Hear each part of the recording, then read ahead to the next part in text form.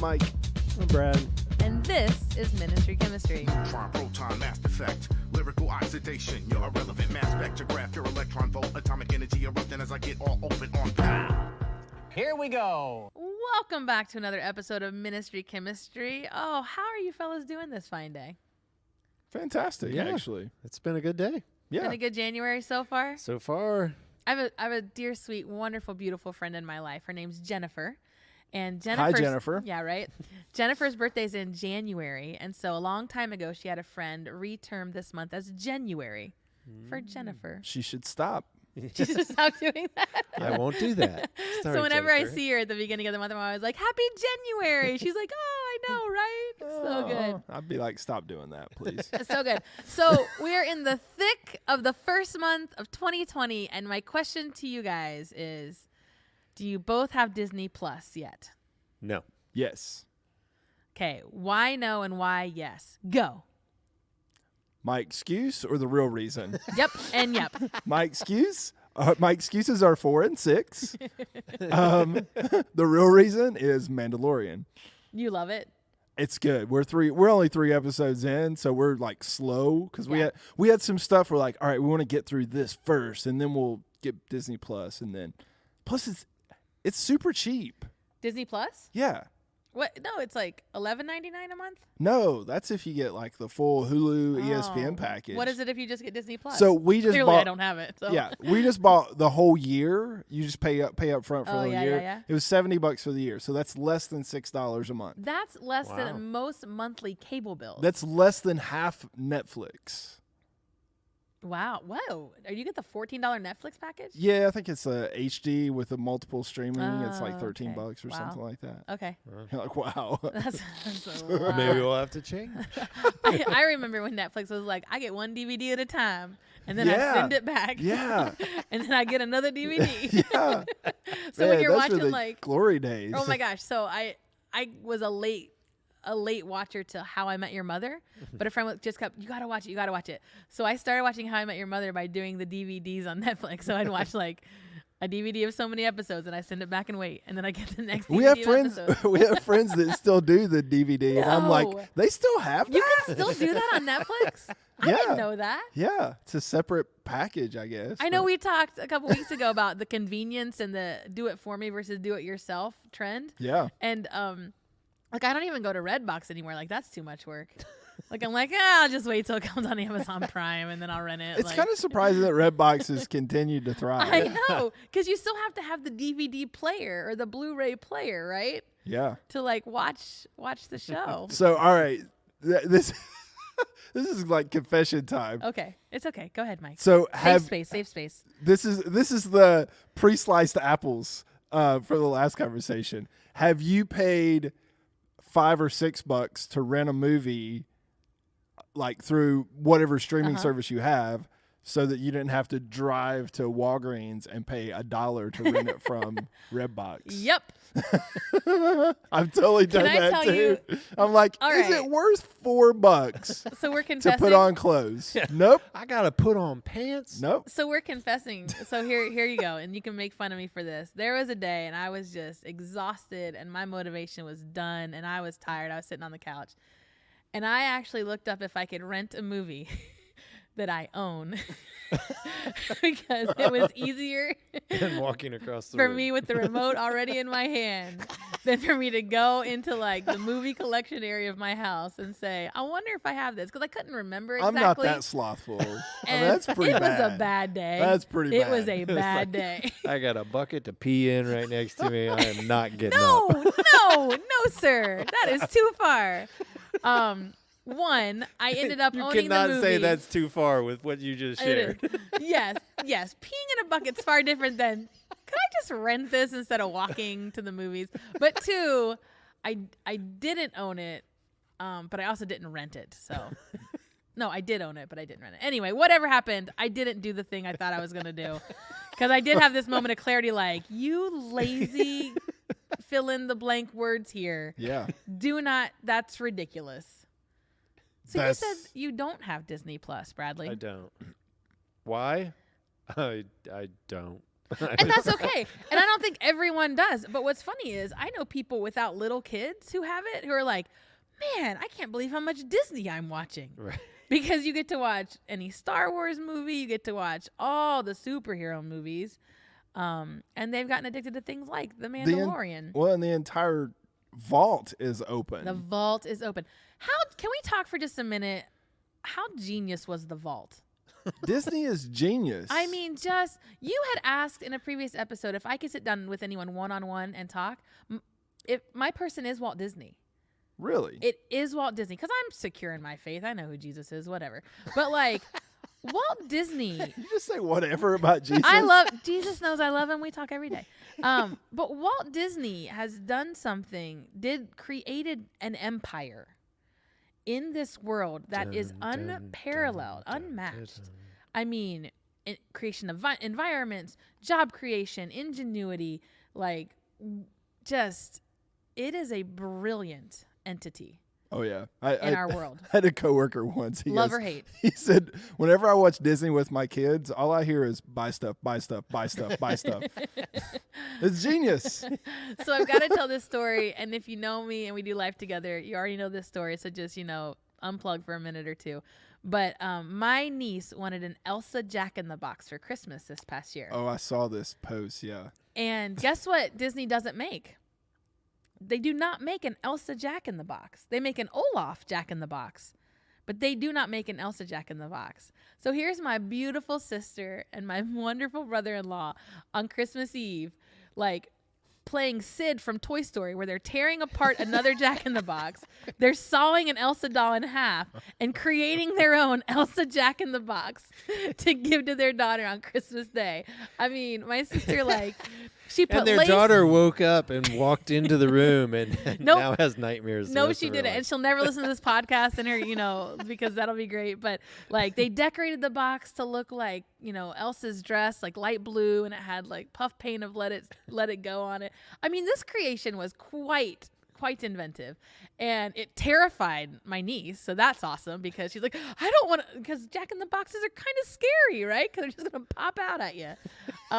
So anyone listening from the Disney Corporation, can you just make an Elsa Jack in the Box, please? That doesn't pop. That very gently, like. See, I'm thinking you. This is the perfect story and example of how millennials are furthering themselves by creating Generation Alpha.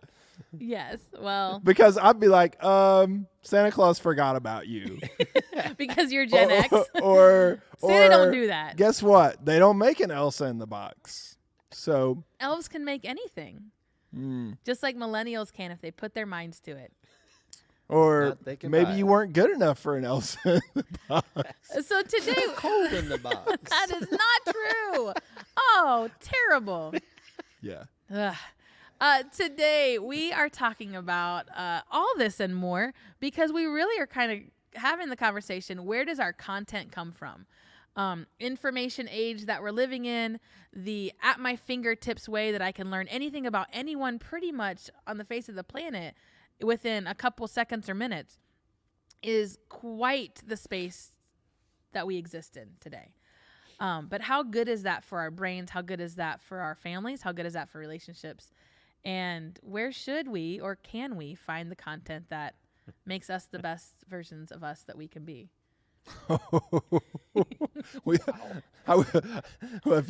That's a different question altogether. Are you gonna Jesus juke this, Mike? Are you gonna say I the would Bible? say no. If I really want the best content for the best version of me I could be, then a library card is probably better than a Netflix membership. Oh, I mean, we just won the heart of some listeners. Let's be honest about it. I mean, if I really want the best version of me that I can be, then I would probably de-content altogether. Really? Whoa. Yeah. Completely void of all external influences? All right. Besides, name me one positive aspect to television in general, period, other than just checking out and turning your brain off. Name me one positive other than that. Challenge accepted, because I was the 5-year-old on the couch who got to control the remote control. We did not have cable. We only had like your basic channels, NBC, ABC, Fox, CBS, all that. But you had a remote control. We What's also that had a like? television. We had What's to that turn like? the dial on, okay, oldies, so it's fine. Okay, yeah. boomer. Yeah, I had to tweak the So- dial to watch the 91 World Listen, Series. I've put aluminum foil on an antenna just like everyone else, okay? And Come stood on. next to my TV at certain times to Okay, make sure. boomer. Okay. Anyway, I will tell you one thing it has done is it's given me a snapshot of other people's worlds that I might not have otherwise had access to. So that I could potentially relate to people that I've never met before that I might one day meet. And I know they're fictional shows, but could that be, that's the way somebody sees the world and experiences the world and engages with the world and has interactions. And so does that give me a glimpse into something completely contrary to maybe my life? Yeah. So TV. Yeah, but that's like saying that Ron L. Hubbard creating Scientology is okay because that's how someone saw the world. It is okay. No. Oh, it is okay. It's totally okay. It has to be okay. No. Yeah, do you know why? Why? Because then I can go, really? You're going to believe that over Jesus? And then they'll be like, no, Jesus is totally way more believable. Thanks, Ron L. Hubbard, for driving people to Christianity. After he brainwashes them and then they realize that it's terrible and Can't get out. they can't get out and escape and live their lives. See, it's funny because my wife and I just went through this. We cut the cord in like late October, November-ish time frame Why did you cut the cord? because my cable bill went up by $100 from 1 month. Did to you the do the next. call where It you're didn't like, we're go going to cut it? $200, went up by $100. Yeah, I called him. I was like, yeah, what's the deal? What are you gonna do? I don't think they care anymore. Yeah. I think they're just. They don't. I heard something like 20,000 people a day are cutting the cord right now. I mean, it's insane. It's That is an a insane huge hit to number. the providers. Oh yeah, it's insane. But they're just gonna continue raising the cost of internet. That's all they're doing. I know. But we cut it. But it's funny because like to fill all the gaps that we wanted, we had multiple debates about this. Now we have like 4 streaming services. We're still saving, like Yes. $40 or $50 a month. Which is 500 to, But yeah, I $800 mean, a year. but I think if I could, man, would I cut everything? I don't know. I think if I could just pay like $5 a month to have Fox Sports Ohio so I could watch the Blue Jackets, I'd be okay. And my wife, if she could just have like Hallmark Channel, she'd be good. Well, and here's the thing. I came up with an idea years before streaming, and I didn't come up with it. I'm sure others didn't. They have because that's what we have today, which is just do a buffet style, which Sling TV really embraces. Yeah. They're like, if you want a sports package, you can just get a sports package. If you want sports plus like food and home and garden, you can get those 2 combos together. Like a buffet of I just want to pay per channel what I want and create my own situation. I think that would be a genius approach, which I think is pretty much what we're seeing today, right? Yep. You want movies, you want HBO specifically, you want ESPN specifically. CBS News is the only news I've found that does a free app on Roku where you can watch their news channel without having a cable subscription. And I appreciate that. Well, this is a good point though about the financial aspect of it, and maybe this is a Jesus juke inadvertently, but this is the debate my wife and I had. I'm like, okay, these are the things that we want. It's kind of like buying a house. What are your must-haves? And we had different must-haves. My must-have was I want to save money. I don't care what I lose in the process. I just want to save. But I said we're spending, if we don't get rid of cable, we're spending $150, $160 a month to watch TV. Like think about that. Process that for a minute. It makes 0 sense. Yeah. It does. It makes no sense. Sure. Like, I mean, Because you're spending 50 or 60 and we bucks don't a even month watch to watch TV. that much TV. And I know that can sound crazy because I had friends who, when they cut the cord, they were like, they got, one of the new antennas, and they couldn't believe how many channels you get now with an antenna because it's quite a few. Now, do you get DVR? No. Do you get on demand? No. Do you get, instant replay? No. It's just an antenna and a remote. That's what you get. But they're like, look, you pretty much can get anything you want on TV. But to your $50, $60 a month point, would you go see more movies or rent more movies? Like, would you invest that money otherwise in, to quote you, mindless entertainment if you weren't just watching TV for $50 or $60 a month? Well, there was a time. Or would you buy $50 or $60 worth of books? Well, there was a time like right after college, I was in flight school. You know, I was dirt poor. We couldn't afford cable, and even if we could, we probably wouldn't have, just because we didn't have time to watch it anyway. So rather than buying a cable bill every month, we went to, I don't even know if they still exist. It used to be Movie Warehouse, but it was it's kind of like a Dollar General version of Blockbuster is basically what it was. But we would go to Movie Warehouse because they would sell all their like used previously rented DVDs for like $3 to $5. So we would chip in and we would buy like $20 to $30 worth of DVDs. Oh my god! And we would just watch them over and over, until they skip, and then we yeah. And sometimes it was just like you weren't really watching it. You just like throw a DVD in for just basically like background whatever. Sometimes you're really watching it. Usually, you after like the 5th time of watching a movie. You're like, why did we buy this? Yeah, but I mean that's what we did to sure supplement our entertainment, which was a lot cheaper than paying a cable bill. I think that's crazy to today's younger generations. Oh yeah, there's no way they would just watch first of all a full movie. Well, they would just watch in one YouTube sitting, videos, and then 5 times to watch it. I have some good friends who are huge proponents of libraries, and they're just like, you can rent DVDs from the library for free. For free. And then there's a Roku app I learned that links up to a digital streaming service from the library that you can also just watch movies that way too, for free. Well, I mean, It's not a new concept. It is a novel concept, but part of our conversation is like what we intake, but it's also I have to see the value in something. Like I want to know that what I'm spending my money on, there's value in that. And like, if it wasn't for my wife and my kids, I would cut everything completely. Really? Yeah. I mean, I would electricity, water. I would obviously. We would get warmed by a fire. Obviously, we would have internet and. Oh wait, why obviously would you have internet? Because that's not obvious to me when you said you'd get rid of everything. Everything. Yeah. We would have internet. Why? I mean, I think I guess I see value in having the internet. Okay. Because this like is the world according to Mike today. Right. well, when I'm by myself at home, I usually have something on the TV. Like if Jess is out of town or whatever, I'll have something on the TV, but I'm not really watching it. Okay. Unless it's sports, a Blue Jackets game or a Kentucky game or something like that. But Kentucky football. But there's they just won, by the way. I know. But there's been multiple times like there's something on the TV that I'm not really paying attention to. I got the laptop on my lap and I'm usually like reading an article on my phone all at the same time. Huh. So you still want the access to the article you can read. My heart hurts there. I know there's so many places for your focus to be, Brad. How does he do it?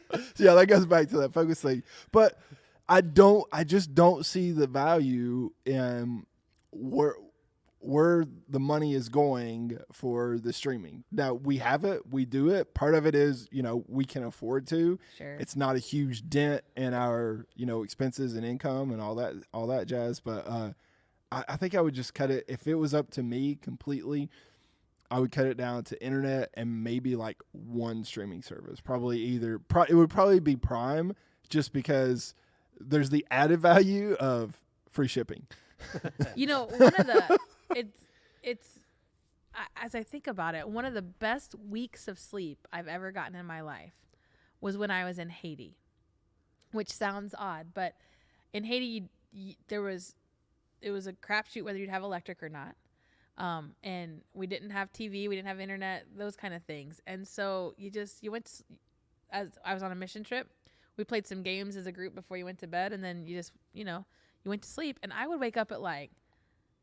If you don't know me, I'm not a morning person. I wake up like 5 a.m. and be wide awake, and had gotten a full night's sleep, and woke up, and it still amazes me to this day. But I think it's because the complete cutoff of digital input, is something we need to do more often. Oh, for sure. And I've started in this new year. I started actually a little in late last year. Typically, I'll watch a show and watch shows all the way up until it's time for me to go to bed, and then I fall asleep at night. And I've, in the past couple months, started to do more reading right before bed. and found that that's helped my sleep as well. Well, I typically read first thing in the morning, but I mean, we've tried it. I would love to try it again, like doing that, cutting our nighttime TV time in half and filling half of that void, or even cutting it by 25% and filling that with reading. So Brad to me is interesting because Brad is very interesting. he lives a different life in accessing entertainment than I do. Brad, when was the last time you watched a new show? Give me a definition of a new show. Not The West Wing again. Less than 1 year old. Less than 1 year old. That's like, oh, I heard about this show. I should watch it regularly. Well, usually that information comes from you guys. Brad, you should watch this show. See this show. Let's see. Probably, I started watching it with Jill this past year. I didn't get all the way through it. She's watched it 3 times already, I think. And that is The Crown. Oh yeah, I've heard good things about The Crown. Jill and I watched Poldark on Poldark's good. PBS. I didn't make it all the way through. I'm not very good at following through on stuff like that. What is that? What is that about, buddy? I just have so much going on. Really? No. I mean, you come home of an evening, you eat the dinner, you wash the dishes, you help the kids with the homework, and then Whoa. I help the kids with the homework? I don't know. This is me like, I I don't know what happens at the Krummacher house. Okay. One of my kids doesn't do homework. Okay. That's another story. It's another podcast. The other 2 take care of it themselves, and if it doesn't get done, they flip out. So I don't mess with the homework. Okay. And they don't want me helping. So what are you doing when they're doing homework? I'm not home yet usually. See, okay. You're hurting my conversation here because like the why end don't of you my, watch TV? The That's end of my my question. the end of my day is spent in a recliner, and I'm watching TV of some sort. That someone has chosen? No, usually I'm by myself, but typically it's sports related, unless there's nothing on that really interests me. It's interesting in the sense that I used to watch sports 24/7. I didn't have to like the teams, but I would watch because it was sports. Now, I've gotten to the point where I used to like basketball. I don't like basketball, so I don't even watch. I go and watch my teens play, but otherwise, I'm not interested. I'm obsessed with hockey, and I used to watch 2 random teams that I don't even care about, but now I don't even watch those. If I don't have an investment, I don't watch anymore. So if not, then I'm on Netflix of some kind or watching home improvement shows randomly. So you really are living into what Mike has called just kind of mindless, where this is just on to be on. Yeah, I need it real interest. I need it to unplug my brain a little bit before I go to bed. And when I lay down, I'm gone. Yeah. I don't most nights I don't remember laying down. Interesting. I'm just out. Because you think about most homes centered all of their furniture in the main living space around the television. Yeah, but with streaming, we could all be streaming something, but we're not in the same room. In the same room, right. No. Yeah. When we have a power outage is the worst time ever. Because my son comes out of his room. He's usually playing video games. My son comes out of his room and he paces until he doesn't know what to do with he's himself. like, "This is the worst thing. I can't. How did people survive?" Like, yeah. Well, and I've been in spaces with families where one kid's on their phone, one kid's on the iPad. You know, the other kid's looking over the other kid's shoulder at their phone or their iPad. Yeah. Something's on the television, and it's a lot of content coming in. Oh yeah. But I don't think it's necessarily sticking or meaningful at all. And in terms of the financial components to it, you're right, Mike. Like, you cut cable, but then if you get 3 to 4 other streaming services, depending on what you get, how much are you really saving and to what ends?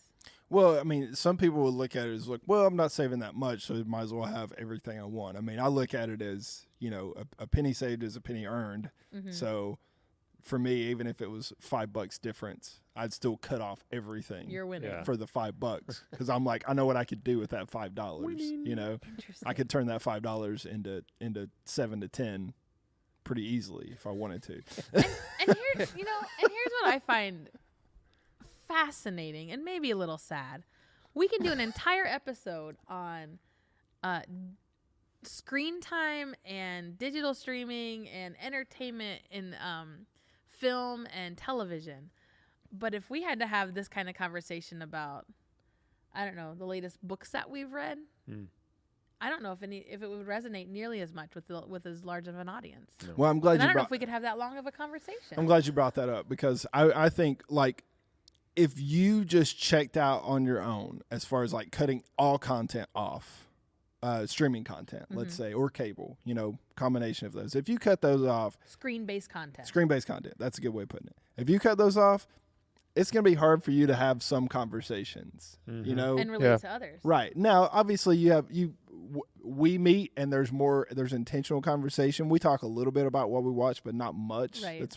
But there's some conversations you're probably sitting around lunch with someone for an hour just talking about what you've been watching Oh, yeah. and the content of that show. How would those conversations change, you know? But That's a great question. But it would take a majority of people doing this following suit. Right. Because when If there's not, a, you're just an outlier. you know, when there's a lull in conversation, and it just happened over the holidays, when you're with family that you haven't seen in a while, or even friends that maybe you're trying to catch up with, an easy go-to question is, so what are you guys watching these days? You know, I'd ask that 10 times out of 10 over, what are you reading these days? And that's not to pit the two against each other. Some people aren't readers, and that's okay. But there is a question of what are we putting into our noggins, and what good is it for? Where's the value? Where is the value? And that's not, you know, I talk about that financially. It's beyond financial, Yeah. you know, because my aim is to be more Christ-like every day. And if I'm honest with myself, I watch things that don't help with that. You You know, know? it's easy to I made the Jesus joke about we'd get rid of all content except the Bible, but like if you ask that what would Jesus do question, if Jesus lived now, would he watch TV? What would he watch? Is that how he'd spend his time? And I'm not saying he wouldn't.